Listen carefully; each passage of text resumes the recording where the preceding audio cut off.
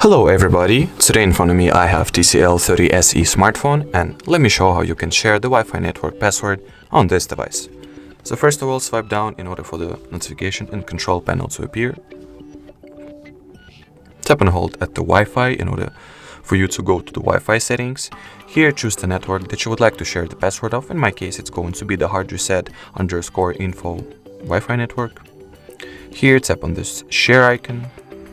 And as you will see, it will show the Wi-Fi password right below the QR code. And you can take the device that you want to connect to this network. In my case, it's going to be the Android Nokia smartphone. And scan this QR code as well. So I'll open up the smartphone camera, go for the Google Lens, frame the QR code, tap on it. And as you will see, this Join Network button will appear. And right now our phone is being successfully connected to the HardReset_Info network. So great success. Alright, so that was it for this video. Thank you so much for watching this tutorial. Don't forget to leave a like and subscribe to our channel. Bye bye.